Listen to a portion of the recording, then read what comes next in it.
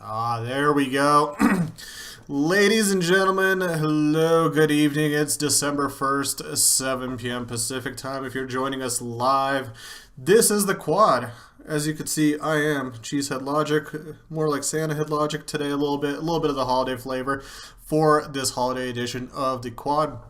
Joining me is an all-star panel today. The all-stars of the all-stars. Like, you have to schedule these guys like 9 months ahead of time, like 10 months ahead of time, just to be able to get like maybe 15 to 20 minutes out of them. So really a true honor to have these guys today. To my right, the one, the only Mr. Matt Howard, taking time off from whipping CSL riders just in the back, and Houston riders as well. How's it going, man? How are you feeling? I'm feeling good. I'm ready to go. We literally titled this the Holiday Jeer edition, so I made sure to drink directly from the Morton's salt shaker today, so I'd be ready to go for this. So yeah, Gotcha. Happy to be here, ready to go. Joining me right below me is the one, the legendary, the only Joshua Fekez, all the way from Las Vegas. Have you been out gambling at all while you've been up there? I haven't even been to a casino, bro. I've driven by. Well, I mean, I've ridden through by like 10 or 12 of them, but like I still haven't been to them. I'm actually really afraid to go. Do you know that's like Duran's like wet dream would be, like if he wasn't living in LA, like he would love to live in Vegas just so he could go to like casinos every day and bet on NBA games.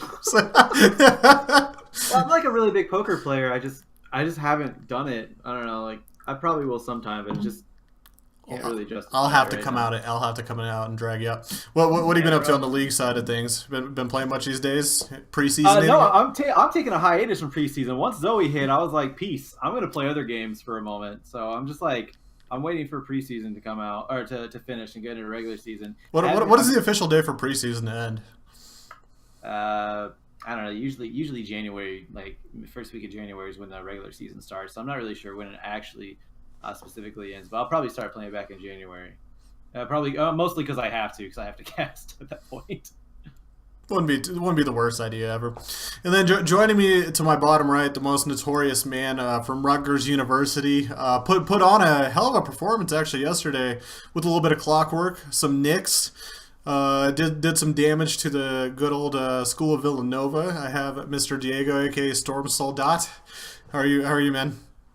Hey, I'm pretty good. I definitely had some fun yesterday. You guys, I could tell I think the second game you guys were having fun. The first game you guys were kind of a little bit more tense, I want to say, or just kind of like a little focused on the gameplay. Yeah, like my mid player was a little bit tilted. The first game, I don't know if you saw, he was getting a little pooped on by a Divine 5 player. Yeah.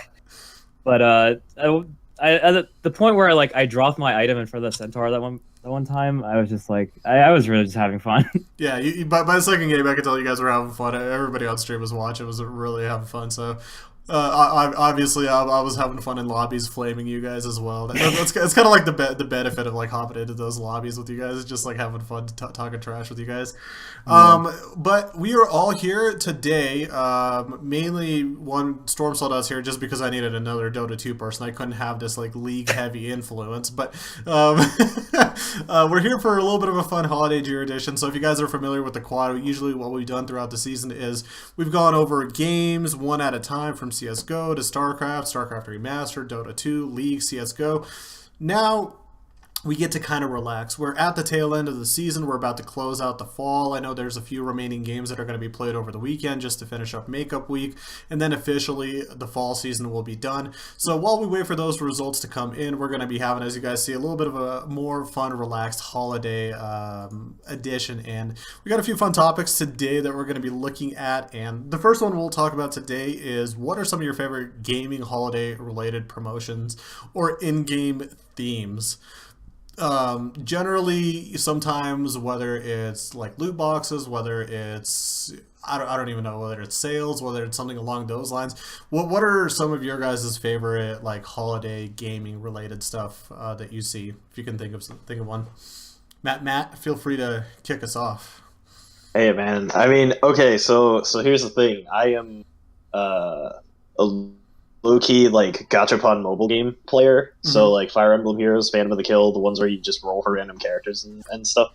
And they always come out with like some really dope character designs that are like they count as separate characters, they're not just skins, and so they usually differ from the basic ones. And so if you're a free to play scrub like myself, you usually never own any of them because it's gachapon, so it's like random chance that you would ever touch any of these. But it's always fun to see those come out, and I have a lot of fun.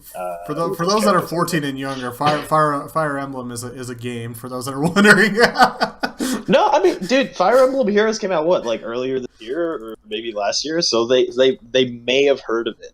They may have heard of it if they didn't hear of Pokemon, whatever, Silver Aspire, Pokemon Light Brown, just like whatever, they're running through all the colors on the sphere. Man, most of these kids get phones by the time they're age 3, so I mean they should have played it by now, Hey, I'll take it though. Kids with phones by age of 3 is better than like grandparents that have like never touched a phone, and then like I had to this year I had to go teaching on like how to set up a voicemail. That was a really intriguing topic. I was just like, oh, you just dial this number, and they're like, and I just record the voice. I'm like, yeah, you just record the voice. It's really easy. Yeah, but that sounds pretty cool. I mean, generally, whenever games can like add those type of like cool little themes or characters, I think that's always really extra effort that usually they don't need to do. But it's cool to see they put something like that in game if they get a chance to do so. Josh, what about you? I don't know if you consider it a holiday. It's definitely not, but I love games done quick every year, and I like actually treat that as a holiday. True. I'll take the day off and like watch it pretty much all day. But as far as like actually in-game things, I have very fond memories of League of Legends Christmas. Like not the skins. No, I love the skins, but they actually used to redo the maps, and sometimes they still do. I think in like normal games, but they used to do a Christmas map, which they kind of hated because there's like some people have like white particle effects in that game, or some champions have white particle effects, and it's really hard to see those things in snow. And it made it really hard to play against those champions. But that's when I started playing, was around like when they had the fall theme, probably like 7-8 years ago. They had the fall theme and then went to the Christmas theme. So I get really giddy whenever like they release maps that are just different skins for League of Legends. Mm-hmm. I feel it. Storm, what about you? I think really the only thing I could think of that sticks out is WoW's like I forget what it's called. It's like Winter Solstice or whatever that event. Yeah. Just Warcraft's like whole Christmassy thing is super nostalgic for me because like I started playing WoW when it first came out, and I was just like 7 years old, I think. So there was a bunch of Christmases that I would just play with my dad and my uncle. And that's so wild. Like you're actually like compared to us, you're actually a baby. Like like you say, like I played WoW, and I was just like I remember being a teenager, just like already at that point, like when I first touched WoW. God, you guys are so young. I just keep getting older and more wrinkly, and I think I'm older than you are. You are, but we're all old. Matt, how old are you right now? 26. I'll be 27 at the end of January. Yeah, so I'm 27. Yeah. Josh, what are you? 20? I'm 30. 55? Might as well be. I think it matters. Were you my dad? Dad? For me, obviously for me, it's any of the Steam sales. Usually around the holidays and wintertime, like they usually do a pretty good job with the holiday sales on Steam. Like so summer's usually obviously the best. Summer's actually just usually like over the top nutty on the sales side, but the winter sales are usually pretty damn good. So if you're looking for a lot of those discounted games that came out like in the fall that you kind of wanted to try but held off because you're budgeting or whatever, usually around the wintertime, that's when they get their like first big markdown. And so I remember always getting to, because usually this is when the CSL and stuff calms down, this is actually when I get a time to like consider playing like RPG stuff like that. So for me, like Tomb Raider, like I remember like getting stuff like that was really fun to play, and it gets me away from like the esports for just like a tiny bit, until that urge comes back to like grind ladder on Dota 2 and torture myself, or SC2, whatever the case is. It's like I go away from like fun, endearing story to like raging Russians and Peruvians. It's the greatest experience ever. So the other one, if I can't remember 100%, but I think one year StarCraft did like Santa hats on like all the workers. in game. Oh, I think I remember that too. Yeah. It was like for a couple of weeks, and it was just like the goofiest thing ever. You just see like these little like drones running around like Santa hats. You're just like, you're so cute. It's like, You're harassing me, but it's so cute. Like I don't want to do anything about it. The 1 year I played StarCraft 2 was just like the year I think they did that. Yeah, they only did it for 1 year, but it was like one of my little cute favorite things because that was I think at the time where I was like playing the game at my most. So. I think in you guys know Killing Floor, that zombie game? Yeah. I've heard of that. Yeah, I think they did like a Christmas hat thing one time, and that was like the first time I played that game, and I was really confused. Why is it Christmas like all the time? Yeah, that game's pretty fun. I feel like that ended up in like all of their shots on Steam as well at one point. Like, yeah, it was like it was like July and all of this. Yeah, it was just like cool. I guess it's a Christmas zombie game. Great, can start saving up these items now. Yeah, it's cool. I'm saying also Charles. Yeah, he corrected both of us. Winter Veil for World of Warcraft. So so still really cool because you every like if I remember right, like every big town had like a huge like Christmas tree out or something like that, right? And there was like specific like quests and events for it. So I actually remember that because my mom plays Warcraft and she used to tell me about that stuff when she thought I gave a damn. Jesus Christ. Well then. sorry, Mrs. Fekez. Just like okay, hold on. Important disambiguation. That's a big word. Is Josh's wife Mrs. Fekez or is his mom Mrs. Fekez? We could go. Wife is Mrs. Fekez, Mama Fekez. There we go. Yeah. Mama Fekez. Okay. Very good distinction there. I don't want to get that confused. Yeah, and if you guys in chat have any things that you guys can remember or like about kind of winter events, just let us know. We'll be glad to kind of read them off as well to contribute to the discussion. But let's consider moving on right now to our esports wish lists. So this was mainly the goal that I set out for you guys was to find 5 things that you would like to see in esports. This time we'll swap it around a little bit. Diego? Let's start with you. What are 5 things you'd love to see in esports if you had a wish list? No limits, magical powers that half of America believes in.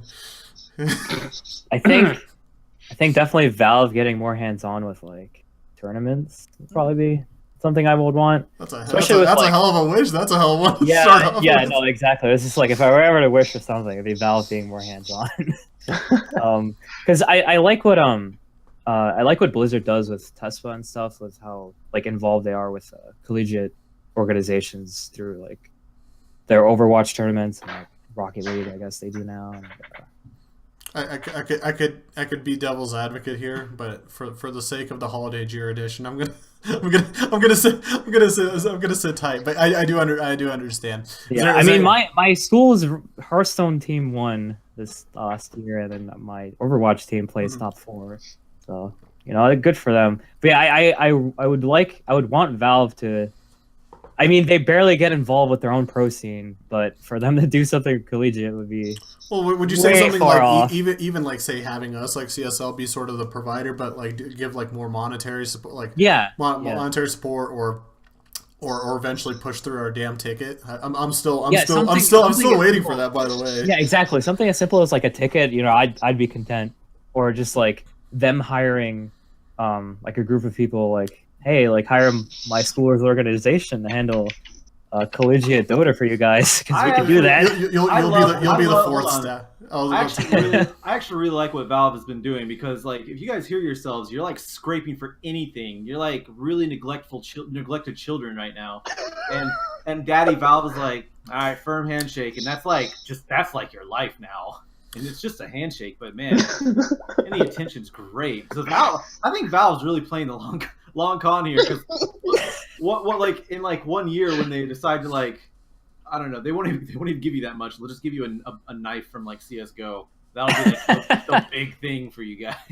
Well, look. I mean, this year's pro scene has gotten like an enormous revamp. Obviously, if you're a pro player, like enjoy your life for the next year. You're going to be like traveling and playing in events like all year long now because of how it's set up.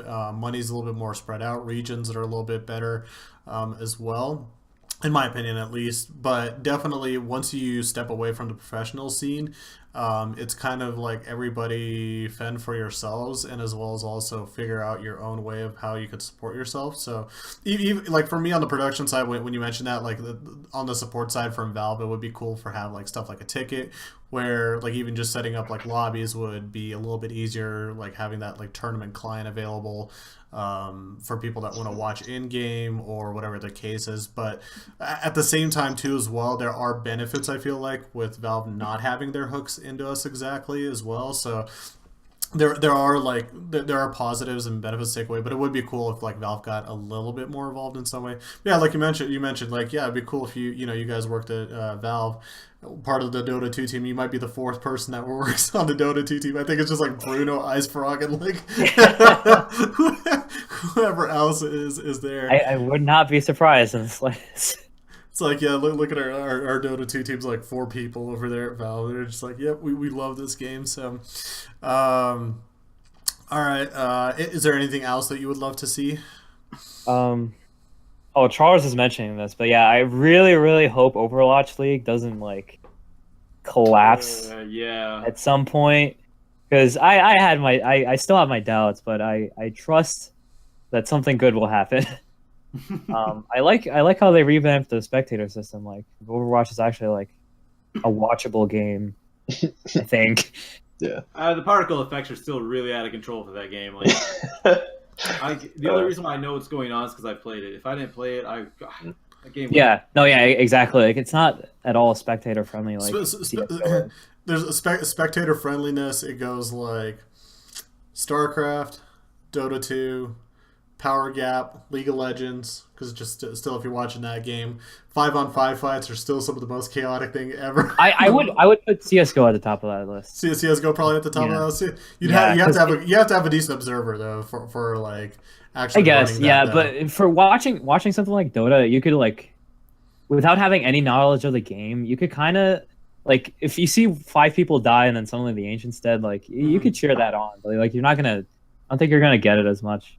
That's like pretty much what my dad tries to watch like most of my games, and I know he's really confused, but he's just like, he knows to cheer me on when he's like, oh, he's on a killing spree. I know that's a good thing. That's pretty much what I do during the international every year, because that's the only time I actually really pay attention to Dota. Mm-hmm. And everything's kind of confusing in there, but like I know enough about MOBAs in general to like understand kind of what's going on in Dota. Like I know who's on what team. And I was cheering for Liquid, so I knew when they were doing well, even though I didn't know what they were doing. I just knew that they were doing well, and yeah, when people die, that's usually a good indicator. So let me, I guess, two points in response to Storm Soldat's play here is, first of all, I too am worried about Overwatch League. I do kind of want it to work, but yeah, like given. Especially sort of some of the popularity issues that they're having, particularly like in Korea, it makes me a little bit worried. Like PUBG, they were kind of competing with League for a while, then they dropped off, and then PUBG kind of blew them out of the water. So that's a little worrying to me in terms of audience. But PUBG, like structurally, all the pieces are there, put it to work. Yeah. But also, I would enter a dark horse into that watchability dynamic, which is Rocket League. Oh. Because Rocket League is literally soccer. It is so easy to watch. Yeah, it's really easy to follow too. You have red and you have orange and blue, and you pretty much know what's what there. And like when some crazy stuff happens in Rocket League, it's crazy. That guy's car turned upside down, and then he flipped backwards and knocked the ball over somebody. Like that's like it's so easy to watch and get into. Yeah, I always think physics is the easiest thing for people to get hyped about, no matter what. If a game has like realistic physics, like I'm not saying like Dota and League, they have their own sort of physics that kind of bends the Newtonian law. Let's be honest. League doesn't have physics. League doesn't have physics. League, I said bend Newtonian law. Anyway, when you have like actual physics like that, like Rocket League, like it actually is really easy to follow for just the average viewer. Like I was even in Buffalo. No. It was like 2 months ago before I left Atlanta. I was in having some sort of company dinner, and coincidentally in that bar, Rocket League was on ESPN, and I could easily like I could tell my coworkers what was going on pretty easily because it's all very obvious. There's a ball, there's a car. They follow the laws of general physics, as far as like generally. general physics. Like it's not like League of Legends where there's a particle effect that should kill you and blow you out of the entire solar system, but it doesn't. Or when in Dota 2, when a Mirana arrow hits you 2 pixels over when it's not supposed to. That was my next example exactly. But hitboxes. But yeah, you understand. Realistic physics way easier for spectators, and not to mention Rocket League sponsors the WWE, which is always a track for success. I didn't know that. That's pretty cool. Maybe you should watch some Monday Night Raw. in return. Yeah, well, I guess I have to now. Congratulations, you're locked in. Exactly. All right, Storm. You opened up a can of worms, but we're gonna let you finish. Is there anything else on that wish list for esports that you'd love to see? I had something, but I forgot. I know I was gonna say something about PUBG or PUBG. I started saying PUBG before PUBG, so. It is pretty much PUBG. Like a lot of the CS:GO community just went over to PUBG. Like the way I describe PUBG is like, think of the worst of every community put into one game. That is PUBG. Like literally, like you took the worst of League, you took the worst of CS:GO, you took the worst of Dota 2, like and the hackers from Overwatch. Yeah, you took like you probably even took like maybe even the best of like Minecrafters, just like over and just like together we just like meshed them all into like this one game. And for some reason, it doesn't matter how much I queue up, all my teammates are Chinese still. Like somehow all of them learn Mandarin like in the time of like the time they joined PUBG. Like I can't explain it. Battlegrounds is like the lowest common denominator of lowest common denominators. It's like it's taken a large player base from every game, and it's just like the people who play League or Dota or like any game casually or just like with their friends, like, hey guys, let's play a game of this shit, and then just like rage at each other for 20. What would be 45 minutes is now just like anywhere from like 30 seconds to 25 minutes in Battlegrounds. It's like it's the perfect game to just mess around with, and I think that's what most people want from games like Dota or League. So I'm not surprised. It's casual enough where I think you could play it without having to be too committed to it, or to be like too awfully skilled. Like if you like, because you know that there are consequences. Like you start messing around and being way too casual in Dota, League, StarCraft, wherever, you're gonna find that consequence coming to you pretty goddamn quick. But in a game like PUBG, you could just like pick up a couple guns and just like, oh, I'm in the circle, and sit there for 20 minutes. Sit there for 20 minutes, just like sit there. Just you could have fun just standing still for 20 minutes. And I would actually agree with that too. But I mean, not only like I don't know, that's what I get out of PUBG is it's just super casual because there is a ladder, but there's only like I don't know, a very very minute amount of people that really care about it. While in like, League of Legends, you could be silver or bronze, and they still give a real huge piss about their ranking. Like I'm platinum, that's like really nothing on the grand scale of things. But like I still care about being platinum, which is stupid. While I go to PUBG, I don't care if I'm even in the top 1,000 because I'm gonna suck anyway. Yeah, I don't know. I mean I don't own PUBG. My only real experience with it is recognizing that if you try to say the name phonetically, right, you end up saying like PUBG, and like if you say PUBG, it sounds like in that like Steve Martin Pink Panther movie where he's trying to say hamburgers and he can't say it. Yeah, he just comes out I think PUBG is should be standard, but I don't know who started saying PUBG. Listen, PUBG sounds way better than PUBG. I've always said PUBG. If we're gonna start calling that game PUBG, I think I'm gonna like not watch it because it's Battlegrounds. I'm like, what is this disease like? Nah, just like if you sound it out, grounds it has a G. So PUBG, that's like but the acronym. Is the abbreviation though is well the acronym is the acronym for it is esports ready, right? Like that's what we should just start. Game of the year. I don't know why that game's winning awards. It's not even finished. It's not even near finished. There are some apparently recent test servers from what I've read and heard and watched that actually have added a little bit more, even more stability, some more animations. They are getting it better.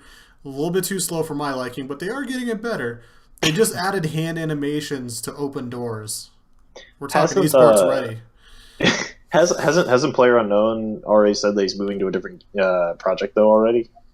Wasn't that something that was out there? There was like another dev or something. I think. Oh, that the yeah, devs okay. are working on another game, but I don't think Player Unknown is like leaving that. Oh, okay. So there's other devs in that project. Okay, yeah, but that So like as amazing as the game I think it is, I don't think I mean it's interesting to think about it as an esport, because how the hell do you have 100 players in one place? Like, well, they've been doing arenas now. You gotta have like the manpower and the finances that like ESL has to be able to pull that off most of the time. Yeah, it's just I don't see it. I don't see it becoming something on the level of like current esports, but for some reason it's trying to get there.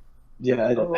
I mean, a lot of people really like it. Like, I had friends going over to IEM; they really enjoyed it. DreamHack over in I think it's Sweden. Sweden's they're gonna have their tournament there too. That a lot of people are really showing up for, specifically for PUBG. So I mean, yeah, it takes a lot of space to fit all that, but I mean, IEM, they just had everyone lined up and they had them based on teams. Well, look, they had everybody lined up within like good, like high end PCs. Like they had like boost too as well, so it's not like a BYOC settings where you're like right next to everybody. Yeah. Like they went all out. They put on one hell of an event for PUBG to make that happen. It was nice though. Like, try bringing try making that out of a BYOC event where you got somebody playing off a laptop or somebody playing with like a 660 GTX, and they're just like all my buildings are clay putty, like none of them have rendered yet. Like, dude, we're hosting an event tomorrow and Sunday, and we were thinking of like trying to have a PUBG tournament, but we're not like you can't even have custom servers without PlayerUnknown's permission. Well, yeah, you have to have partnership. That's actually one of the things that we're still working on too as well, because we would love to get into the collegiate PUBG game because we actually have it as a pretty high requested game. But I don't know how we would make it work. We would have to set up 100 seats. We would do it online. I don't think we would do it live. Like that. I almost feel like collegiate PUBG might actually be more watchable than sort of the upper crust, because like you would have like Evermore, right? Who just like I think that's the only way to make it interesting. Is just like the entire like eastern seaboard of schools plays against each other in PUBG. Like that would be insane. That's a lot of I mean, our concept for it is at least like if we obviously get the partnership and get the permission for it, I think it would be great to do regional weekly tournaments on the weekends, because weekends would probably be the best times for a game like that. And yeah, it would be just regionally based, 4-player teams per school, and just imagine that, just a whole hack squad of schools on each region just playing against each other. I think that'd be cool. Obviously, we have a lot of commentators and people that would be interested in getting involved in that as well. But that wasn't even an esports wish. Going back to that before we backtracked, we just somehow like started talking about PUBG. No, I was gonna say like my esports wish for it is to like I remembered it now. It's just like a collegiate PUBG tournament where just like all like 100 people from all the schools just show up at a LAN, just play with each other. I think that'd be pretty cool. That would be bananas. That would be like something like we could pull off something like that, because our events are just like our BYOC, and like technically we could have all 100 people in the room play PUBG at once. We just need a server. Mm-hmm. Gotcha. All right, Storm. After derailing us completely off the face of the map of this pod, Josh, we'll move to you. What are your esports? What is your esports wish list? Well, Ohio State University winning Worlds, that'd be great in every sport. Keep dreaming. It's a great wish, though. Oh, no. More mainstream acceptance of Collegiate League of Legends, that would be great. More accurate reporting of it, that would be fantastic, too. And not just from me, but from other places. Mostly specifically going to call out Dot Esport, where the Pistons call, because they falsely reported for things last year, and I'm still salty about it, even though I corrected them on Twitter. Still salty. It's okay. I just want them to do accurate this year, along with everyone else. I know esports, ESPN esports had a little bit of trouble too, but they actually reached out to Julian. Actually, is in the chat right now. His space reached out to him because he's a great source for League of Legends material. Because you might have read his articles on CSL. If you haven't, go do it. But there's a lot of reporting that could be done accurately that's not being done accurately on a wider scale. And I really want that to happen this year, which is one of my goals. And I know CSL's always had that goal, which is sometimes why I decided to write for you guys, and then I realized I hate the whole process, so sorry about that, Matt. And outside of that, I would like I would like bigger collegiate tournaments, just in general. There's actually a lot of well, if you're talking about esports, I would like bigger indie esports scenes right now. But that's actually kind of happening for League of Legends. There's a lot of big prize pools coming up for League of Legends outside of Riot. And actually, Tyler won. We just kind of had one. If you want to call that, I mean, that is a relatively. I mean, for an indie scene, that is a big. A big prize pool with $10,000 for the first place winners. That was pretty cool. Not to mention that broke a lot of records. That was like, I don't know if anyone keeps records. I'm sure that broke some of them. Like had 200,000 viewers, which is competing worlds, competing with like Riot and Valve and all that with their like big tournaments and all that. That was insane. But I would like to see more access for. I guess I'll say amateur teams, because a lot of collegiate players are on amateur teams that compete outside of collegiate League of Legends, CSL, Riot, things like that. And yeah, I don't know how many that is. I think that might be 4. Goodwill Toward Humans, that'll be my 4th. Esport Humans. So I was gonna say, you're an esports man. That ain't happening. Hey, I've seen people get along my pubs. It's possible. You lie. You sit on a throne of lies. Yeah, the whole thing is essentially what I want is just more access to for like non-pro gaming and reporting on a collegiate and the indie scene as well. Accurate reporting. I don't want just BS reporting. Gotcha. I miss Battle Cup.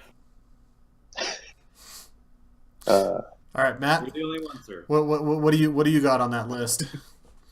Well, let's see. Some of this stuff got kind of knocked off. You could repeat it if you want. Well, let's just. I mean, let's hit just like a couple of the hot button issues here. I mean, let's be real. I'm hoping that 2018 is a really good year for effective Western like team development models in Asian-dominated esports, right? Like, AKA. Can somebody please, like, at least topple China, right? Like, at least kick China off in League of Legends. They're like 2nd to 3rd place flex right now. Like, at least get over that hump and start competing with Korea a little bit. And I think that one of the big problems in League is, which hopefully will be combated by sort of the new like franchise team amateur scene sort of deal, is the sort of constant recycling of talent, right? Like, there hasn't, I think in large part because of the incentivization caused by relegation, been a really strong incentive for teams to like set up smaller sort of like practice squad sort of deals to like kind of get their guys up to speed and try and develop some raw players. I think that the player base has deeper potential than we're giving it right now, and I think that's something that the West needs to start picking up on in esports and not called CS:GO. So what you're saying is, take the talent away from Korea and China and import it here into NA. Whoa! No.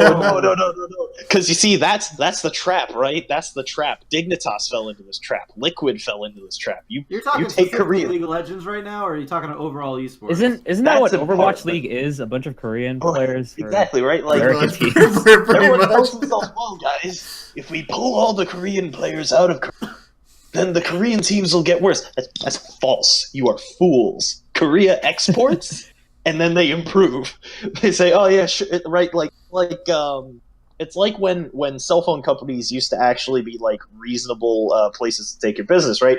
And they'd be like, "Oh yeah, here's like, let's say it's like 2011, right? Like, oh yeah, sure. Here's an iPhone 3. It's only going to cost you $5, right? Like, here, take it. We already have the 4 and the 4G over here ready to go, right? Like, that's what Korea does, man. Like, it's the terrifying thing.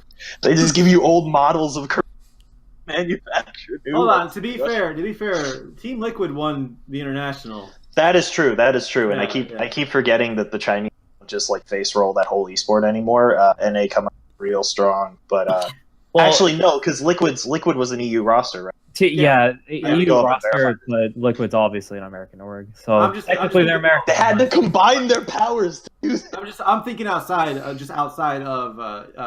China and Korea. Like you're really emphasizing on those two. So I was thinking outside of that, just in general, there is. I mean, there is a little bit of dominance still Oh somewhere no, else. Dota, and I appreciate that. I appreciate that a great deal. The cool thing about Dota is China is only dominant half the time. It's every other year. It's every other year. Yeah.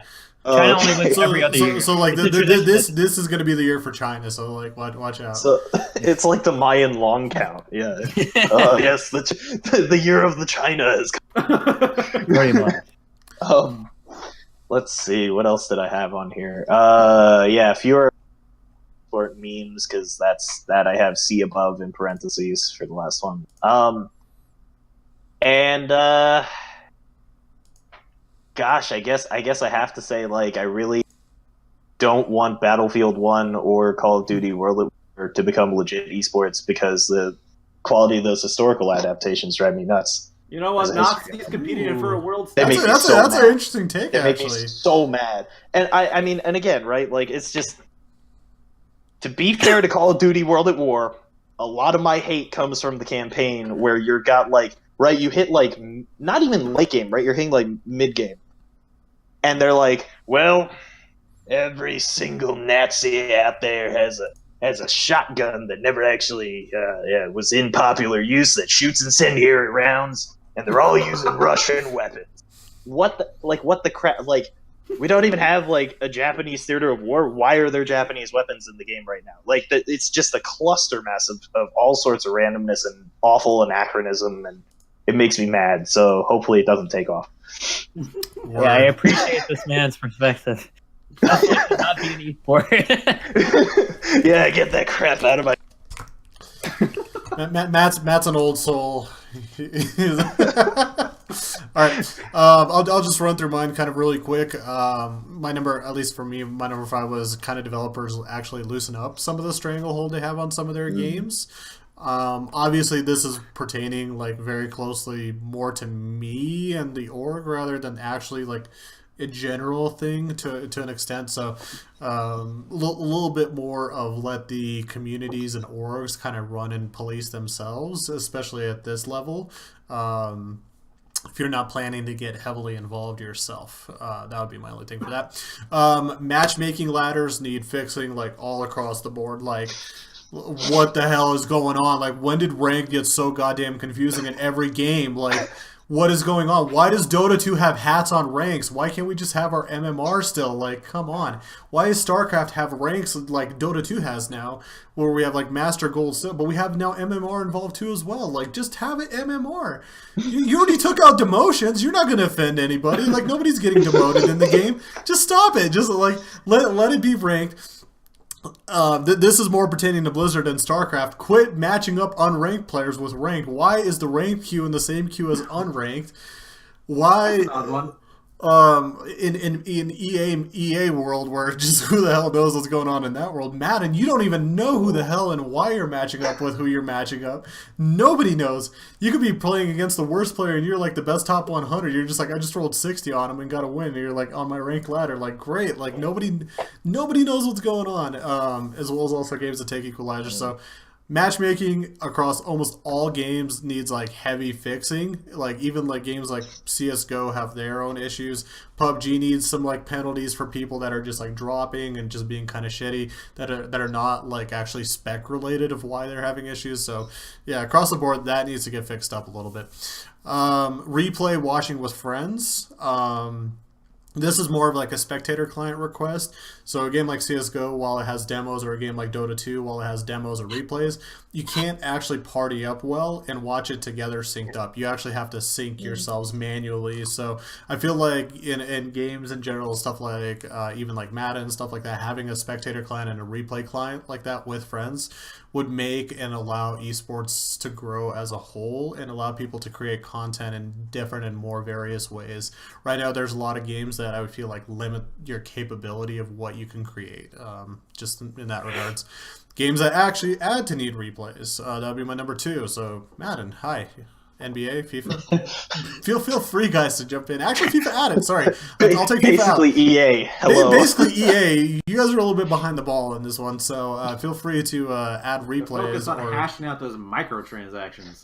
Exactly. Oh boy, yes. And then games that actually need to add or fix or touch up their spectator client. So hey, EA, what's up? You guys are back again. They're back. PUBG probably needs to touch up a little bit. I think their spectator client. I think there are still improvements that Overwatch can do. In terms of like a little bit of controls and stuff like that, I feel like Dota 2 can actually improve it a little bit for some of the accel, decel, kind of camera positioning, stuff like that. It could do a little bit better. Like really, the one you would look at, I think, as like the leader in replay and spectator client would actually be StarCraft 2. Oddly enough, out of every single one of them, it has all the functions that you would actually need. You can make lobbies, you could spec, you could adjust like your zoom ins, you can decel, excel, you have replays that you could watch with friends or have multiple people in lobby.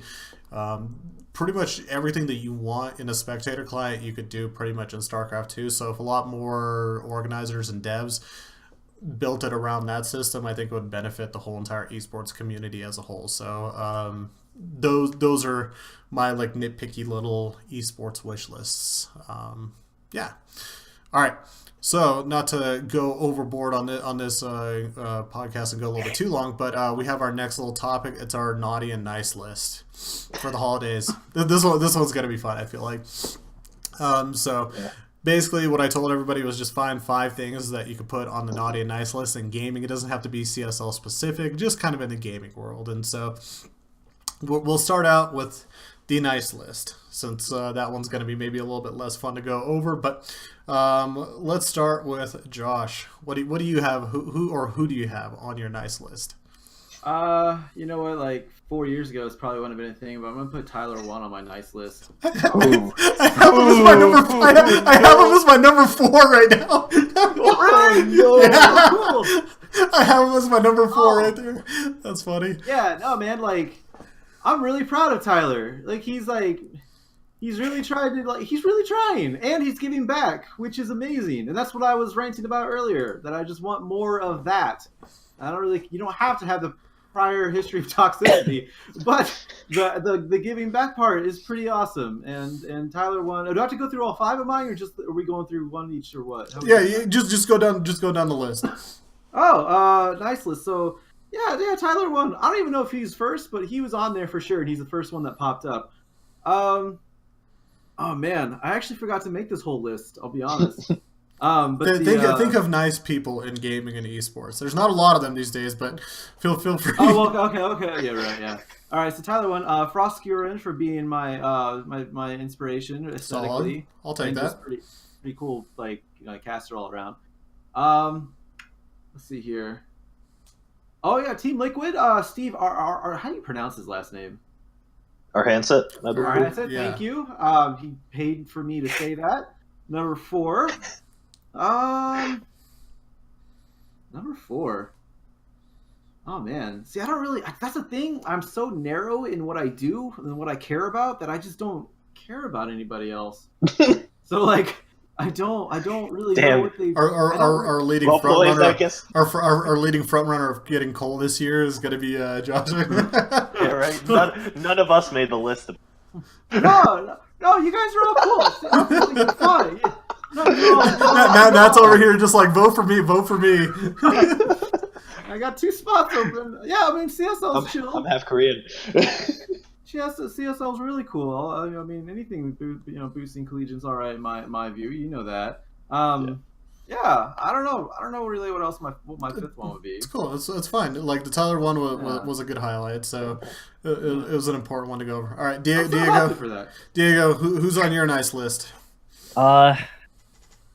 Definitely everyone at CSL. Pretty cool. Yeah, no, I actually though, like everyone I've talked to from CSL is a pretty cool person. Like I remember last year Teresa came to our event, and I talked to her for a little while. She was really nice. Look. Our goal is to build up the collegiate scene. Like on top of obviously, first of all, in fine text, CSL we're a business. So that being said, we do want to though grow the collegiate scene and not be like assholes about it, where it's completely business over growing the collegiate scene. So as best as we can do, we try to be as cool as we can to everybody. No, yeah, totally. I mean, yeah, for not just for being cool, but for just being a collegiate esports organization. Right? That's awesome. That's why I love CSL for that. Like, I know there's finally other ones starting to sprout up. I mean, like CSL has like always been here, and I wish people would have like really caught on like way earlier. I'm glad it's finally happening. Number 2, I don't know. See, there's no nice people in esports. That's the problem. I just can't think. Like, I didn't put too much thought into this, honestly. We're just too toxic. We're in gaming. We can't think of nice things. I guess I don't know. Arteezy. I'm a big Arteezy fan, man. Arteezy makes a nice list of all the people. Yeah, come on. Like, yeah, Arteezy. I love Arteezy. Yeah, actually, you know what? My 5th one, by the way, and I don't want to interrupt you, but my 5th one would be Dr. Disrespect. When he took his award the other day, or the other month, he gave an awareness. He was drunk. He was drunk off his ass. That's what he was. He was drunk, but he gave an awareness on suicide. So, like, props to him. Dr. Disrespect's number 5. Oh yeah, actually, Disrespect. That guy. He'd be on my list too, because I remember there was one clip of him like meeting some kid in game that was like talking about him, and he was just like, "Yeah, I love Dr. Disrespect," and like he started crying because he like ran off stream because he started crying because that was so nice. I was just that from that day on, I had respect for him because that was pretty cool. He's generally like overall apparently like obviously there's always that topic of how you are online and how you are offline. Like offline, he's pretty not exactly always the same obnoxious personality like he is online. Yeah. But like he's generally like a good person actually though. So. Yeah, I think he's like very clearly putting on a show. I think that's why I like Arteezy too. He's yeah. Are you sure Artur's putting on a show? Yeah, no, like actually, he's like people say this all the time. Same thing with Sing Sing. Like it's like these people act on stream way differently than they do IRL. And I know someone who's met Sing Sing in person, was like actually friends with him, and she was just like, "Yeah, he's really different in person. He's like really cool." Same thing with Arteezy. They seem like really nice people.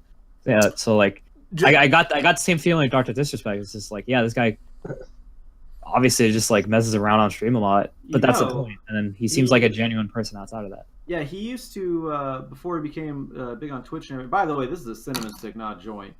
Before he used to do the Dr. Disrespect thing, he was a level designer for Modern Warfare in Infinity Ward, I believe. Interesting. I actually didn't know that. Oh, that's cool. Yeah. Matt, who's on your nice list? All right. Well, let's see here. I guess number 1 is Psyonix, the devs for Rocket League. They're kind of basically they're the ones who helped me get out of a very to help ameliorate not only my relationship with League of Legends, because I play it way too much and a really toxic kind of place for me gaming wise. Sorry. Now I play. Then over the wait, what? Josh is like, haha, toxicity.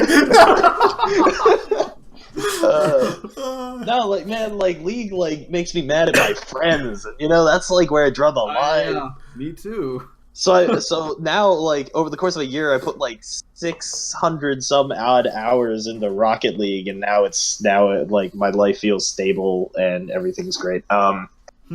Except for the fact that never mind, we're not going into this. Number 2, my 2 Rocket League teammates, Soul and Rotation, aka Ben and Kevin. Dudes are dope. They're my ride or dies. They're the only people I play ranked with in Rocket League because I don't really have chemistry with anybody else, and we're almost diamond, so life is hype. Nice. My advisor / my tangentially related to esports because of esports thesis that I'm doing for my MA. But they've been super supportive throughout the 2 years I've been working on this piece of crap. and we finally have a rough draft in. So revisions coming, and then hopefully done with that early next semester. So that's hype. Let's see. Can you turn that into a book? I haven't broached the idea yet. Like, it's one of those, like, I haven't been able to overcome because you say you only get like 3 articles out of this thing. I'm like, yeah, I'd like to go a little further. But I think I probably have to add some content to it. I think there are a couple chapters that are worth covering that I haven't gotten to cover. Thesis that I would want to cover if I want to turn it into a book. Particularly like looking at League of Legends as a labor history, so examining how sort of gaming houses and all that stuff evolved within sort of the power dynamics of the scene and all that good stuff. And some other various things. The reason I bring it up is just there's not a lot of esports books out there. So if you wanted to get in that market and get something out there for people to put in their hands, might not be a bad idea. Sure. Oh yeah, and I mean the scholarship in the area is actually like unfortunately dated. So the most recent stuff is all written by journalists, so it doesn't have sort of that like broader academic perspective. And I'm pretty sure the most recent academic book was written by T.L. Taylor in 2012. And when she was writing it, she was like, well, I don't know whether this is going to like be a thing that explodes and sticks around or whether it's going to be a thing that just kind of turns into a fad and falls apart. And then like 3 months later, like the International blew up a whole ship. LoL's World Championships in Season 2 blew up a whole bunch of records for viewership, and here we are. So that's kind of an unfortunate circumstance for her. But yeah, I think if I can do it, it would be great. But we're going to have to kind of see how that goes, play that by ear. And then I guess I only have 4. My 4th is Ep12, old StarCraft guy. But I'm an Ep12 fan because he did a whole bunch of cool things with tabletop role-playing games on Twitch TV that got me all back into that and sent me into this like crazy spiral of D&D madness. So I'm super hyped for that. Yeah. Nice. Good list. I like it. I'll go through mine really quick. My number 5 is UBC for giving their students scholarships for gaming. Finally! I know, right? Like, look, Rutgers, you guys are cool, and you guys are gamers, and you guys are awesome, but UBC has been winning titles, and they got, like, way too many people over there that need, like... No, yeah, they totally deserve it. Yeah. I don't know what's going on with them. Yeah, so glad they finally got that. So the gamers up at UBC, you guys will finally get rewarded for bringing back all the titles over to Canada. So congrats to them. My number 4, again, it was Tyler 1 because I actually watched the event. I don't watch a lot of League, but when I do, usually I try to find something a little bit entertaining, and that was hella entertaining. Not even the in game; it was the segments in between the games. Like it's like the production value of like him putting himself in between the graphics, like yelling at the static casters, quit smiling. That was also good. Yeah, I had a lot of fun with that. So I don't watch a lot of League, but when I do, I'm glad it was one of those type of events. So my number 3, the Frog, Mr. Ice Frog, hell of a Dota patch this year. I think again, a lot of people are figuring the game out right now, but it's in a really cool place where once again the terrain gets adjusted, the heroes get adjusted, the game changes in a way where it doesn't destroy the fabric of the game, but it makes it a lot more interesting, plus the addition of 2 additional heroes into the game. So I've personally, as much as I've had time to play, have been enjoying it so far. Still trying to figure out what I'm exactly doing and how compositions work in Dota 2 for this patch, but overall I've been enjoying this patch so far. I can't say too many negative things about it. So as always, Frog, thank you for changing up the game to that extent. Number 2 would be Blizzard. 1, because they actually did a really cool StarCraft 2 patch this year. Just recently, that changed the game up a bit as well. It's about the riskiest move they've done ever with the game in the past 7 years. But a lot of cool different balance changes that have made StarCraft 2 a little bit more fun as well to play. I know some Terrans are complaining, but even as a Terran myself, I kind of enjoy it right now. The idea of trying to go with that massive Overwatch League, while I do have a lot of red flags, cautions, and worries about it, I do hope that they succeed and that they're actually pursuing and going forward with it now. rather than just kind of planning an announcement dates and pushing it back. Seems like they're actually getting underway and preseason's about to start. So props to them for managing to organize this and put this together. I hope it pays off because we'll all be rewarded, I feel like, as a total in esports for it. And my number one is the CSL Fall casting team. Shout outs to all the casters for the CSL. You guys for 8 weeks have made it really fun and enjoyable this year. You guys have actually, because of you guys, I've gotten way more compliments and like just so much positive feedback this year compared to previous years. Not to say the previous years were bad. It's just this year we have a really good group and a lot of good casting, a lot of good control. We'll need to work on the overlays a little bit. And scorecards, like those are like the two things. Just like we're talking about stream, just like especially Dota 2. Like if you ever notice, like sometimes it just like I honestly think everything about the scorecard is fine. Like well, sometimes like the overlay controls is just like everybody's just like, why is that overlay on? Just like at the very start. Like, I know. Really quick. Yeah, one of my friends was complaining about a game that we had casted last year. It was just like someone left the overlay on for like the first 12 minutes. Yeah, something like that. So other than that, we've gotten a hell of a lot of feedback. It's been really fun to watch the games. I think as well this year we've done much better with the consistency as well with what we're trying to provide in as well. I think teams this year are cooperating a little bit more to an extent as well. It is a little bit of back and forth when it comes to this level of production that we need the teams to help us out there as well by actually showing up, and so that has helped out a bunch as well. So that's my nice list, and that's all of our nice lists, and that was really boring. Let's talk about our naughty lists. Ooh, lad. Should I kick us off? Sure. Yeah. Sure. Do it now. Do it. All right. My number 5 on my naughty list. Teams in the CSL that have not reported their matches. What is wrong with you? What is wrong with you? Just it's so easy. It takes like 5 seconds. Get in there. Every time I have to like make a script or anything like that, they're just like, why is this result missing? I'm like, I don't know, because apparently the teams don't have coordinators like this year. So yeah, report your goddamn matches. You guys have like less than a week to do it, or less than even a few days to do it. So get that done. Get that done. That needs to happen. All right. Number 4 for me: any games with multiplayer that have systems that give advantage via loot boxes or microtransactions. This is obviously, again, there's a few tiers to this. To explain it further, there's games where you have like Overwatch, where it's just like a lot of it was just skins. Like you have everybody that you could play with, or like Dota 2, you could have everybody you could play with, or CS:GO, you could have everything that you could play with, but they have loot boxes or whatever the crates, whatever the system is. You have to pay to unlock it, yada yada, whatever. That's not like that big of a deal because that actually doesn't affect in-game competitive performance in any way, shape, or form. It's just cosmetics.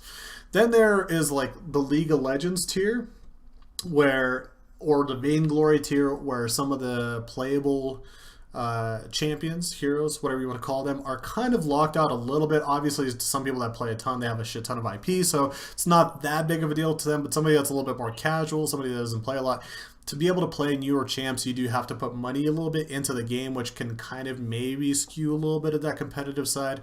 But then there's like EA level of just like shittiness where you not only have to like unlock like those skins, the playable characters, it's almost even like Hearthstone tier up there too as well, where it's a lot of it feels like pay to win, where you're purchasing packs for Ultimate Team to be able to purchase players, and apparently, and again, there are like DDA patent, like there's a special patent that's coming out that EA is trying to put in, that's putting in like basically what it's called like the equalizer.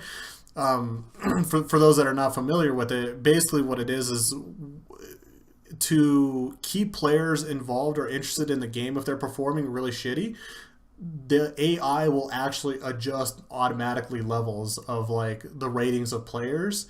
Or if you purchase a pack, the pack purchased players will be boosted secretly for a few weeks and then be like underratedly like drop down later. And so there's like these weird equalizer things that are going on based off of like how much money you put in or like how shitty you're doing. And so there's just like this like messed up tier of like microtransaction loot boxy stuff that gives advantage to players, especially in ranked online play.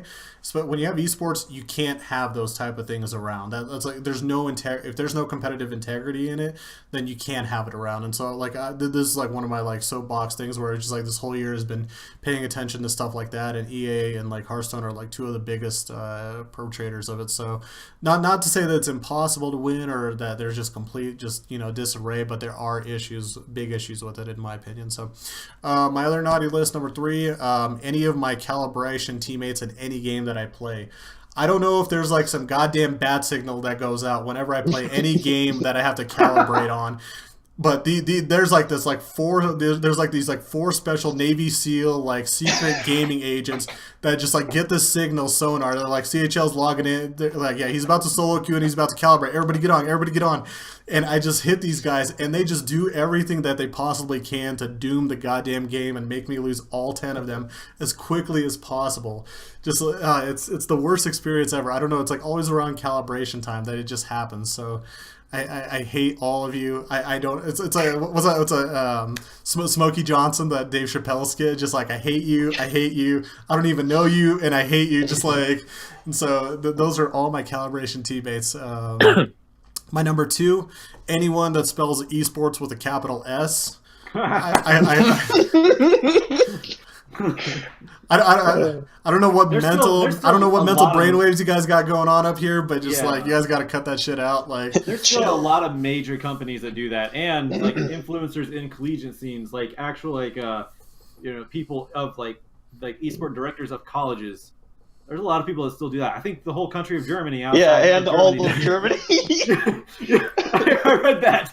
Oh my god. Yeah, dude, for our organization, like we actually flame the shit out of anyone who spells it incorrectly. Like, well, yeah, everybody that's on the right side of history flames everybody that spells it with a capital S. Like we have a very good method of like keeping everyone. Obviously, on the same page. esports doesn't want to bully anybody. We're anti-bullying, but when it comes to capital S and esports, like you're going to be shamed. We're all just going to be walking around with like the little bells, just like shame, just like right behind them, just like this huge crowd. So that's my number 2, and my number 1 on the naughty list, the one that's going to just. They might have to purchase a whole new building just to put all the coal into the one place. That's EA. They might have to. They might have to purchase with all that microtransaction money another shed where they could fit all that coal in for just how bad they've been this year. So that is my naughty list. Obviously, feel free, Matt, to head up yours. Well, let's see. Gosh, how do I even begin? Yeah, I mean. My thunder for my number 1 got stolen, but I don't know how many of us actually have number 1 on our shit list here. Like had EA? Yeah. It's like number 2 for me.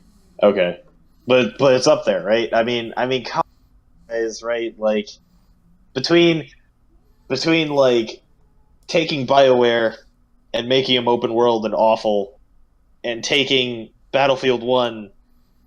And making literally everyone have things not, and taking Battlefront and destroying it with loot, like get your crap together.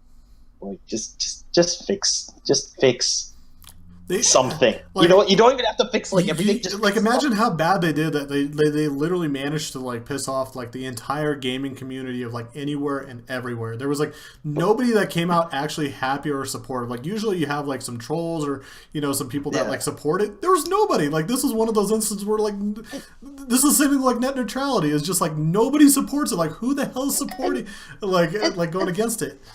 And let's take a moment just to acknowledge that they did this in stages, right? They started with the sports games, right? They first took a giant crap all over Madden. Then they took a giant crap all over FIFA, right? So that Pro Evolution Soccer then overtook it as the best soccer game in the world. Then they moved into the good stuff, right? They said, "Oh, BioWare, you're coming off of like Jade Empire, a really solid Dragon Age game, Mass Effect 1 and 2. I'm still mad about Mass Effect to this day. I am too, and I'm actually going to go on a rant about it. I would replay Mass Effect 1 every year, like, and I'm gonna make you guys feel old again, but I was in 8th grade when Mass Effect 1 came out. Yeah. And like I would replay it every year up until Mass Effect 3 came out, and after that I just I couldn't do it anymore. Like, this is what we were building toward, right? So there goes the RPG. And actually, final straw on that one, before we hit Andromeda, I knew BioWare was dead when we hit Dragon Age Inquisition, right? And like, they built in really awful, poorly conceived game mechanics to force you to play their poorly written hunter-gatherer side quest. So like, once that happened, I was like, all right, well, RPGs are and West. Then they moved on to shooters, and then they moved on to Star Wars.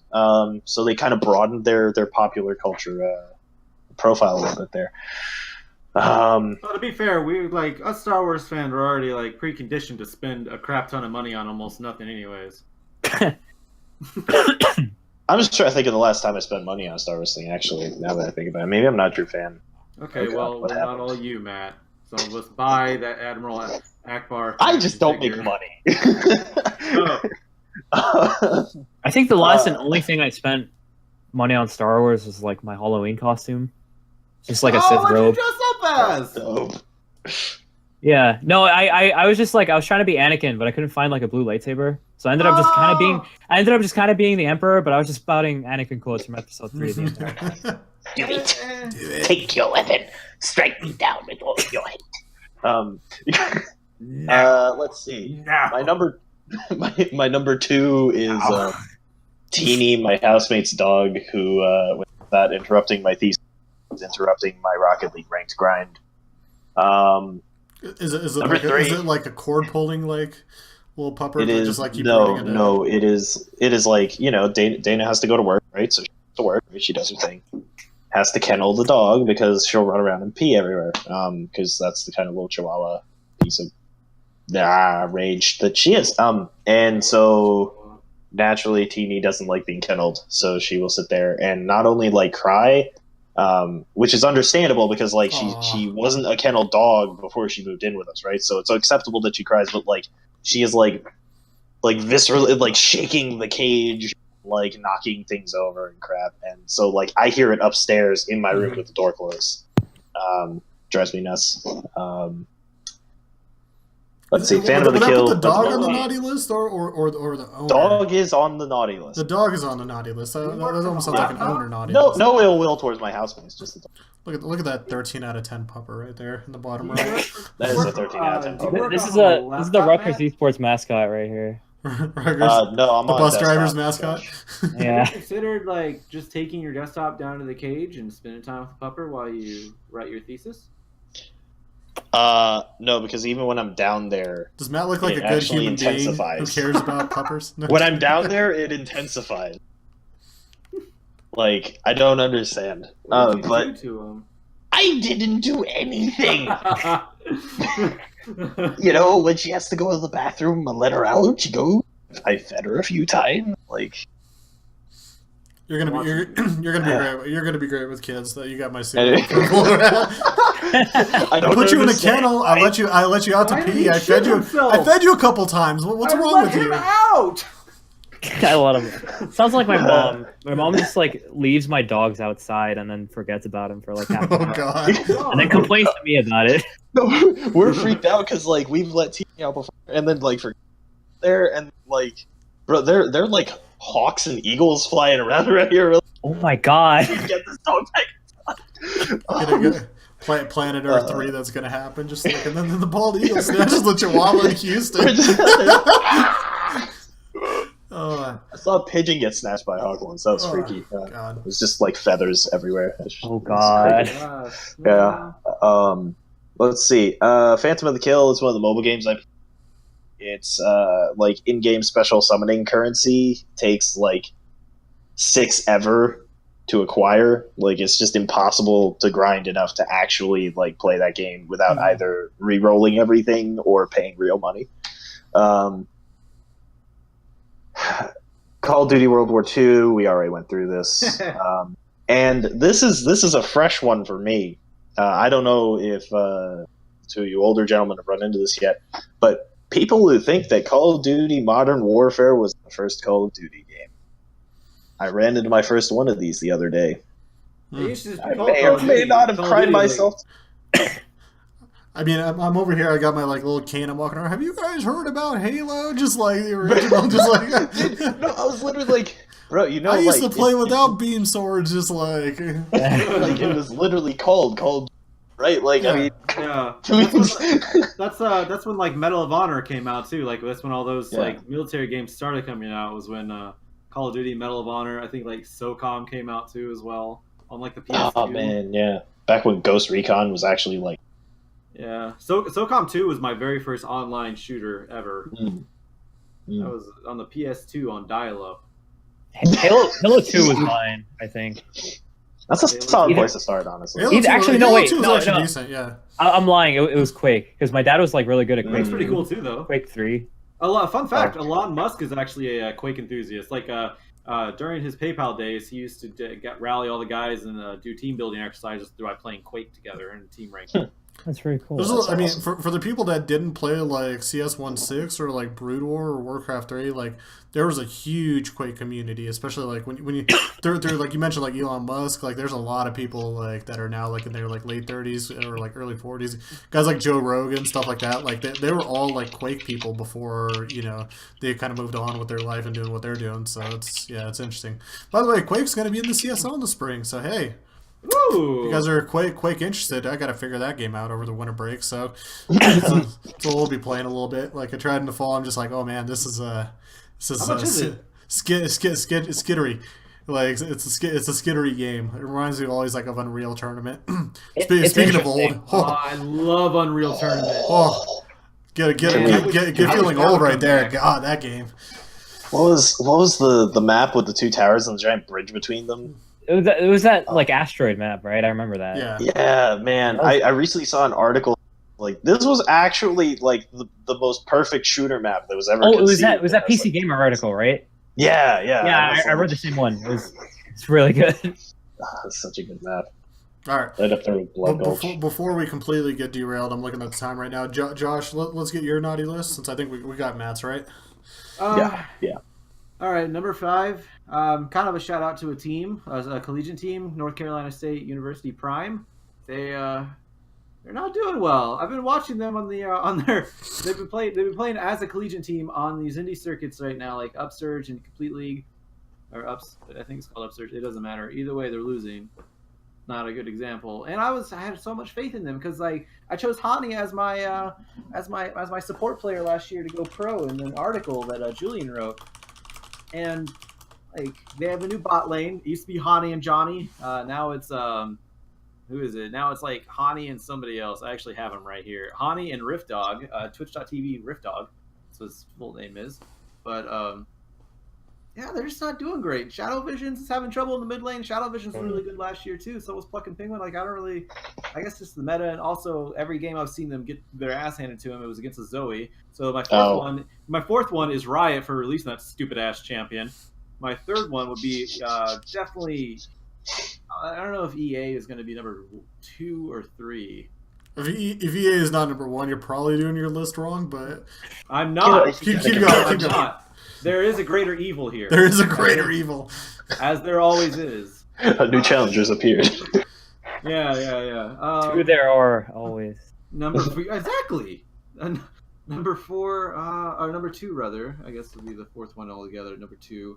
I actually don't know. I didn't really think this whole list out again. I don't know who. Number 1 though is the FCC for trying to do the whole net neutrality. Oh, okay. Yeah, you're right. Because that affects esports. That affects everybody. True. Yeah, that's that affects microtransactions. We all screwed up. Real bad. Yeah. Maybe you know what? Maybe we deserve it for microtransactions. I mean, look. If again, I understand.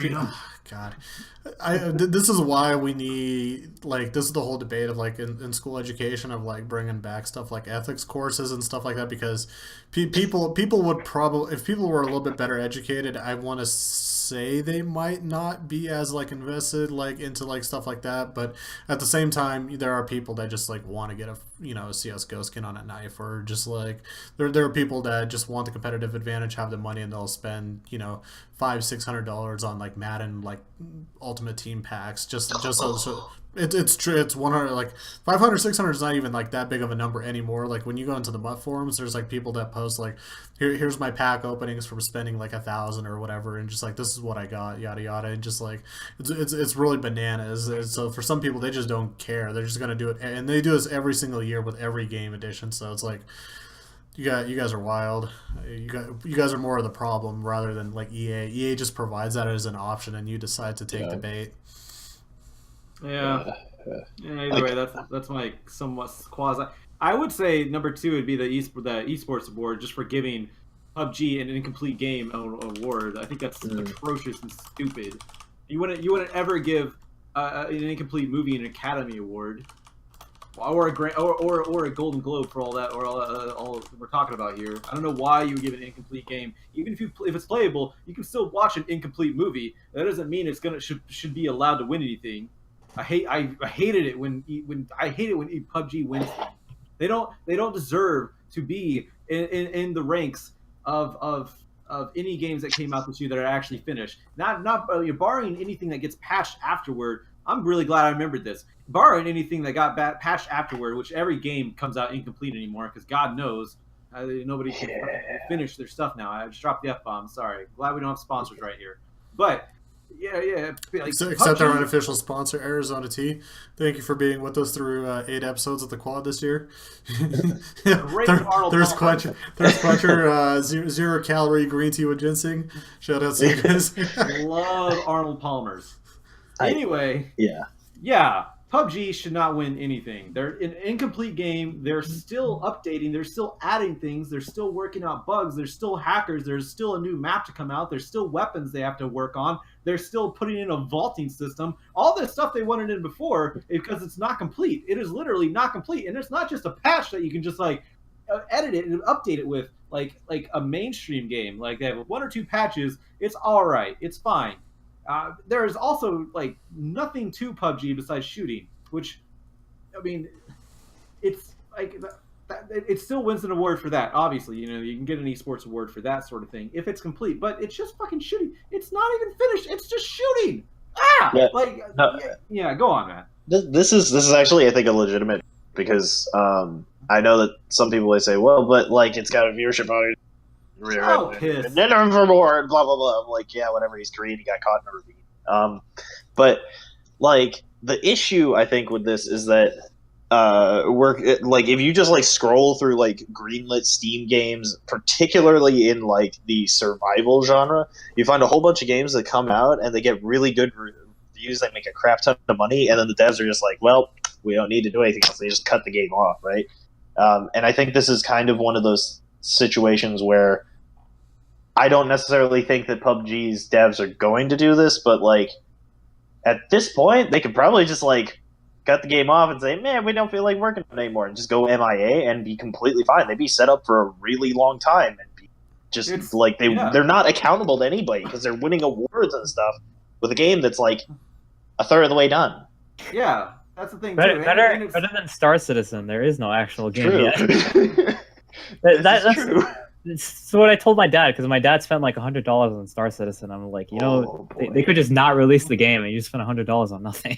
Wait, you can purchase things in that game already, and they haven't even released it? You've been able to buy shit from Star Citizen for years. I've heard of Star Citizen, and it looked intriguing, but I never looked into it because at the time it wasn't released. I was like, oh, this was like 2 years ago, I think. Yeah, still not released. Oh, wow!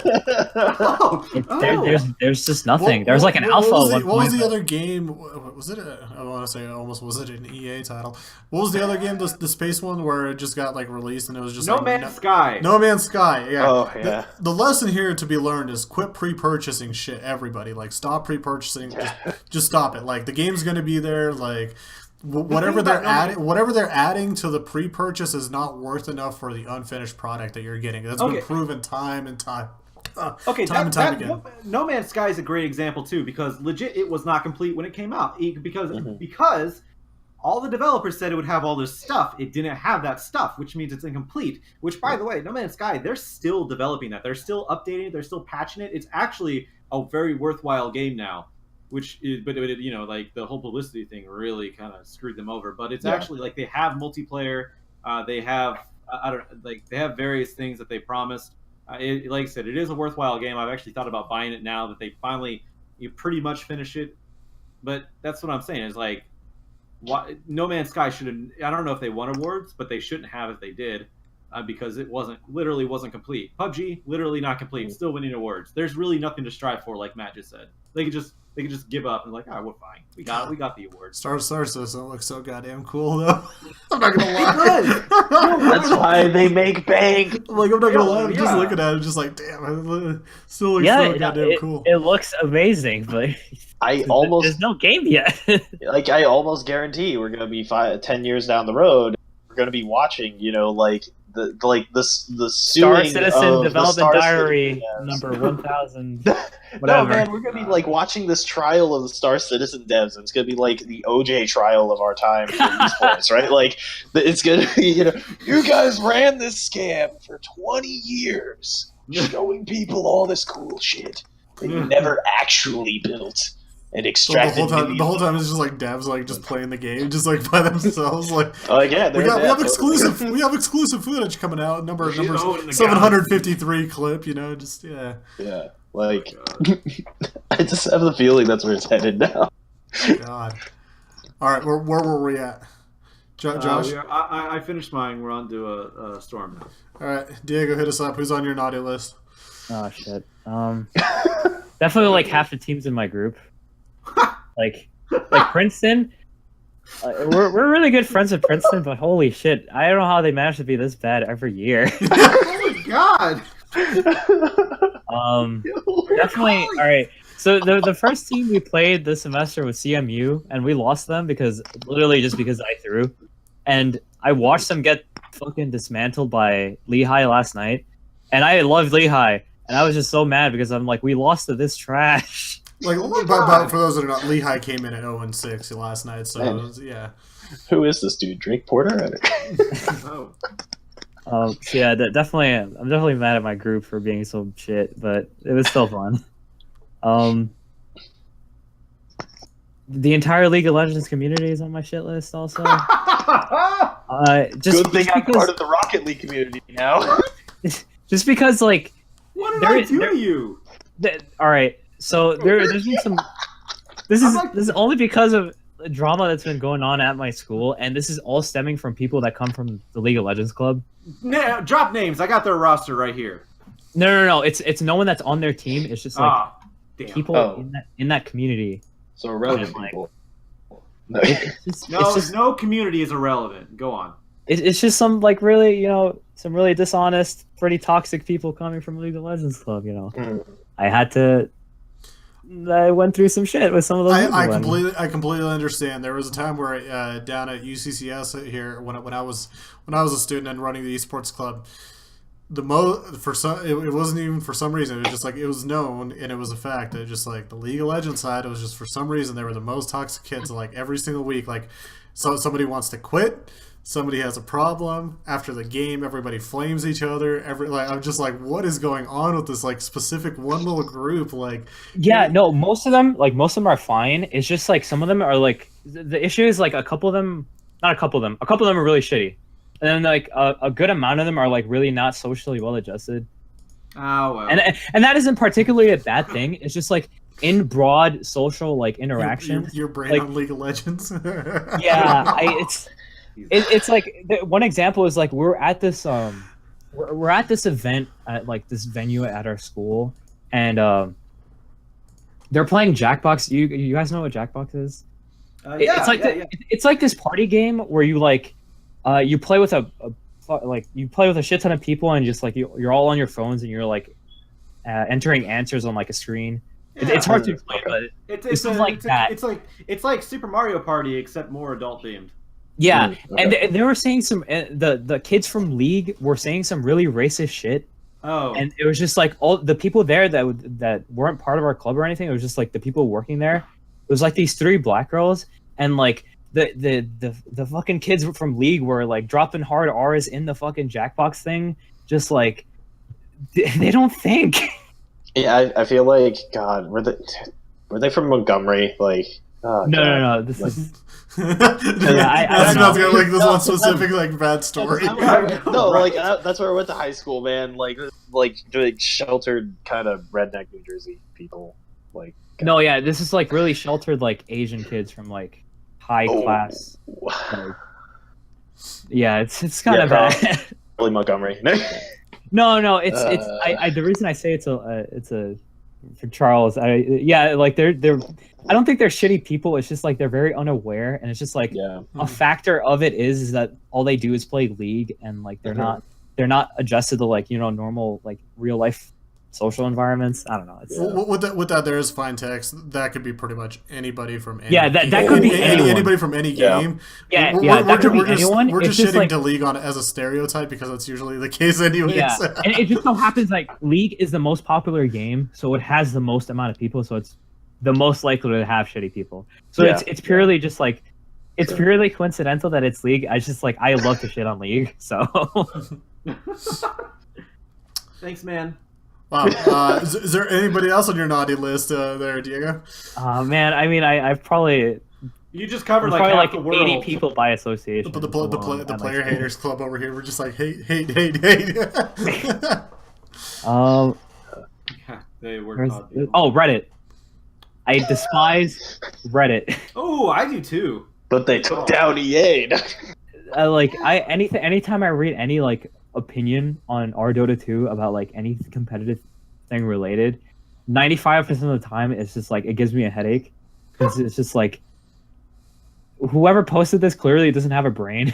So let me piggyback off that as well, because that's like material for my thesis as well, as like content analysis of like forum posts and Reddit comments. And like I went from doing a really cool theory chapter like 6 months, and I was like, wow, I'm really intellectually stimulated but also exhausted. And then I went into gender chapter, and it was like every Reddit shitbird who believed there were like firm psychological reasons for like some dude saying like, oh yeah man, like, oh man, girls play support all the time because like support's like babysitting, and what gender babysits more? Oh man, there's clearly psychological ties here. Like, this is in my thesis. Like, this is academia now. Like, oh god. The worst offenders are people like that who are just like pretend like psychologists, like analyzing people's behavior. Like this is also why I like to defend like Artesia a lot, is because like I always see these dumbass opinions on Reddit. It's like, yeah, Artur is such a shitty person, or like PPD. It's just like, you not recognize that like the shit they say is very clearly a joke, and not that they're awful human beings. It's just the worst thing was just like specifically there was one Reddit comment when it was like all of the entirety of Reddit was mad at like CCNC. Oh yeah, I remember that. And someone he said something on the stream like, this Techies player needs to be hanged or something. Yeah, and it's just like yeah. That's not a nice thing to say, right? But like, see, because I'm a toxic shit, and I know Dota 2. I laugh at that because I know exactly what they mean by that. That's funny. Like, that's very clearly over the top, and it's not nice, but it's hilarious. Someone on Reddit literally said like, CCNC thinks people who pick techies deserve the death penalty or something. I'm like, what? So yeah, anyone on Reddit who like does anything, honestly, probably me too. Like sometimes I say shit. That's why you just lurk, man. You just gotta lurk. Yeah. Wow. I'm willing to ask. Is there anybody else on the naughty list? Everybody. Yeah, I named everyone at this point. So no. We hit the League of Legends community. We hit Reddit. We hit everybody. Just like all in one shot with that.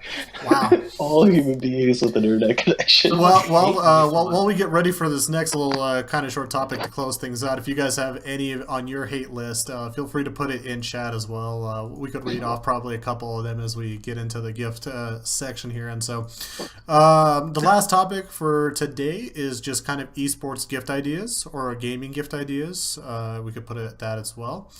If you would like, I can start off for us and looking at gifts for people in your family, friends, whoever you're looking at getting gaming related or esports gifts. Number one on my list. Because you need help because you posted in the CSL. No, I for the first time ever in my life, I really matured this year. I got all my Christmas shopping done before the start of December. All of it's done. All my family, friends, like everything is done. Like it was wild. I actually took the initiative this year and like got it all done. So this is to help people out that are interested. Number one, Steam cards. Look. Everybody usually who here has Steam and plays on Steam, right? Everybody, Twitch chat, raise your hands. Okay, great. Everybody, great. Anyway, so obviously Steam is a great option when you know, there's a lot of games, there's different type of sales. And by getting the Steam gift card rather than an actual game, you give the option for whoever you're gifting it to purchase the game that they would like or hold on to it for maybe a potential later date. It's really easy, practical. There's different prices that are involved with Steam gift cards. Obviously, you know, for anybody in the family that's a gamer, that could be one thing you can consider. For me, number two, the Nintendo Switch, because out of all the consoles, that seems like the best holiday thing that you could possibly get. I still do not have it, and I'm thinking about self-gifting it to myself, but from playing it with friends throughout the year and all the capabilities that it has, and as well as some of the like just the amount of party community-esque reminds me of like the old Nintendo days when playing the Switch now, just because, again, if you want to get a PS4 and VR, you got to dump in a hell of a lot of money, or if you want to get an Xbox, you eventually got to deal with all the Microsoft and EA stuff usually. So this way, at least with the Nintendo Switch, you get a really cool system. It's portable, it's mobile, it's stationary, it's, you know, any way you want to use it. Really kind of easy, cutesy, tiny controllers too as well if you want to have. So there's really multiple ways to utilize it and play with it. So if you're looking for a console, go with the Nintendo Switch, in my opinion. Number three on mine is cheap, like Amazon Fire tablets or like Chromebooks and stuff like that. And this is esports related just because recently, over the past year, more and more, I tend to find myself watching streams in bed or in places that are not in front of my computer. And so if you like, people don't have like tablets or like little Chromebooks or laptops in their life, like some of them are actually like really cheap, like way under 100. Some are even like under 50 that you can get through Amazon, and give people the gift of using mobile technology that allows them to watch streams. That's how you encourage them, you know. Get a tablet, watch stuff mobily, really cool. And I only had actually four. My fourth one is Twitch subs. So if you ever want to give somebody a subscription, you can of course give them a Twitch sub via Twitch, which you could obviously spend on the Collegiate Star League account if you guys ever wanted to. So Twitch subs is always a kind of a cutesy little gift that you could give to people that they could obviously utilize anywhere as well, and give them the opportunity to support their streamers without going out of their own piggy bank. So those are my four little practical ones to an extent. Diego, what do you got? Gift the Pudge skin. No, I'm just kidding. I mean, you named like everything, dude. I like Charles. Nothing says happy holidays like Lena or PA Arcana. That's great. True hero.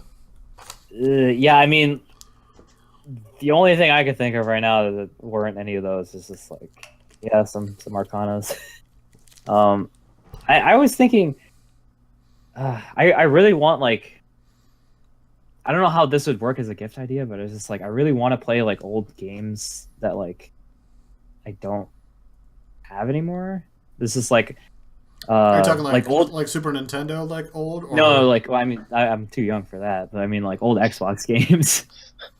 It's just like an easy way to find them, I guess, is what I would want. Like Eventually, Guitar Hero. I feel like eventually we'll have the technology to be able to backwards compatible like everything at some point. That's like my one hope and dream for like getting NCAA like football back, like the last like good praise that EA has like ever done to the community before they got sued out of their ass for using people player rights of colleges. Dude, the worst like, part is that was like the greatest game ever, but you can't like play it anymore. So that you know it takes it out of my heart. So I feel like there. Keep going. Yeah, I mean like Guitar Hero, Halo 2, definitely some games I need right now as like I've always played those games as like stress relievers. When I'm like really down, I just go play those games, I instantly feel better. Definitely need some more Christmas themed Dota games. Like I want my Roshan Santa hat. Sean Santa. You think they should do like a dire tide or something like that for like a Christmas themed one, like a holiday? There is a custom game contest. I hope they actually like follow up on that. Yeah, I can't really think of anything else. Word. No, that's a cute little list. Josh, what do you got for us? Well, I mean, just like for esports in general, you mean? Yeah, gaming, esports. Well, depends on what they do for esports, because since I want to produce more, I've asked my in-laws to get me green screen, like a green screen, microphone clip, some green screen duct tape, also a stand for the green screen, as well as a halo light, one of the halo lights for like lighting whenever you put the camera through. Like on the producer side of things, those are just great, and that's all that's all I want for Christmas is just stuff to help me produce more content. You hear that, Mariah Carey? All he wants for Christmas is a green screen. That's right. All right, Matt. What do you got for us? That physically pained me. I guess. Well, we'll start on the sort of like pithiest and most inconsequential level. Get your local Rocket League player some keys. Because let me tell you, or the game, right? The game's not even that expensive. The game is also the game's like $19.99. Yeah. Glorious. Yeah, it's a lot of fun. It's got a bit of a learning curve, not MOBA level learning curves because those are actually bullshit. But like, it's got a bit of a learning curve because it's a lot easier to watch than to play. Yeah, if they already have Rocket League, get them keys because what they can do, right, is they can then use those keys to open their crates and play the market. Let me tell you, there's nothing more wonderful that you can give your friends than the ability to do what's essentially a stock market simulator with all of their cosmetic stuff. You can also get me Bitcoin. Thank you, Matt. You can also get me Bitcoin. Yeah, Bitcoin. Mm-hmm. Yeah. Mm. I just invested my first Litecoin. That was pretty cool. Litcoin, as the kids call it, I think. Nice. I mean, peripherals are always solid things for people who think that it's the equipment and not the player that make the player. And parents, family, give your child the gift of not shitting on him for wanting to play video games for a living. Support your local esportsers because like this is actually just like legitimately just like a natural progression in spectator sport in Web 2.0, and like you can't fight the tide. Like it's stupid. Like just let them go. I'm like so desensitized to the topic. I just like respect. I'm just like, yeah, parents are like families and parents are gonna hate this stuff. Like of course they are. Let's keep playing, guys. Let's keep playing, guys. Support the make sure they do. Support them, right? Like one of my favorite things going to live events is not only meeting the players but meeting the players' parents. Like I met Hollywood's parents. Walrus's mom follows me on Twitter. Hollywood from Columbia College's dad follows me on Twitter. They're both like super cool people. Walrus's dad and mom are both really cool. You know, like Clerky's dad is like super like in your face. Why didn't you say something good about Maryville? I was like, don't hit me, bro. I love meeting the parents. Like the parents are like supportive parents warm my heart, make everything worth it. I love meeting supportive parents, and I love it when they follow me on Twitter. Always in it for your own brand, eh?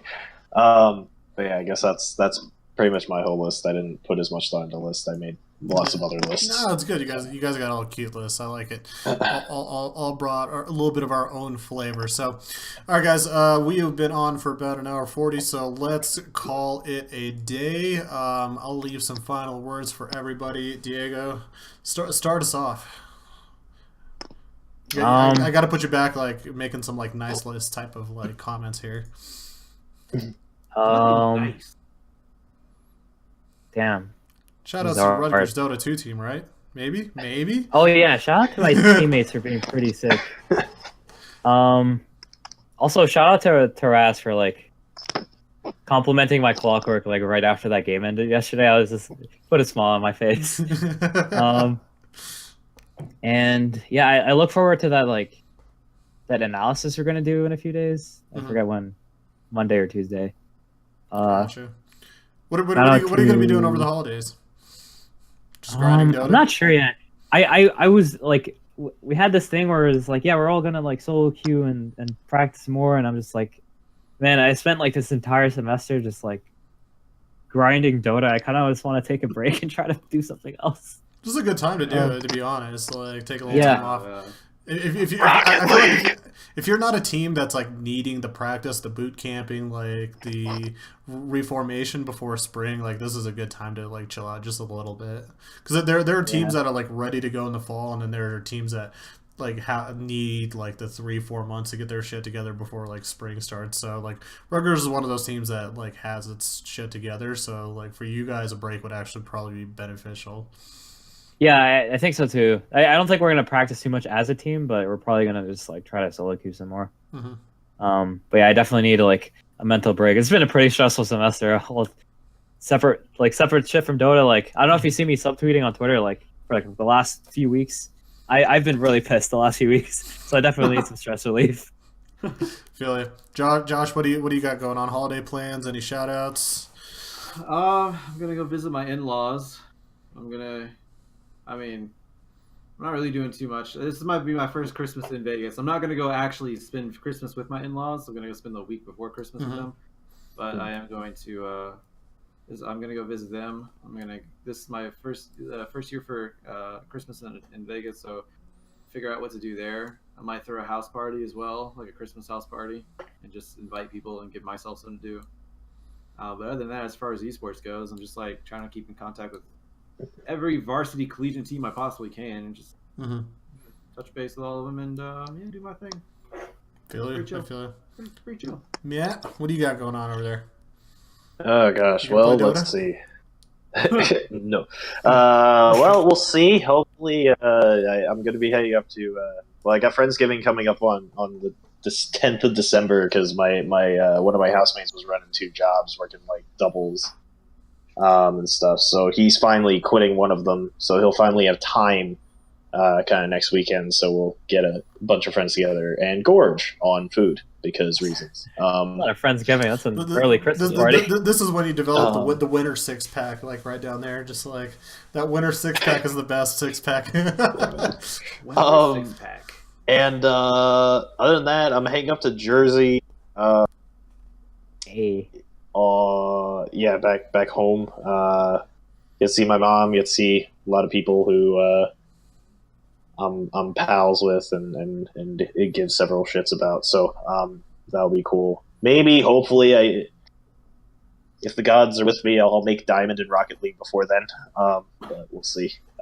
It's an uphill battle, and a lot of stuff with work going on right now. So yeah, just that and articles and thesis revisions everywhere.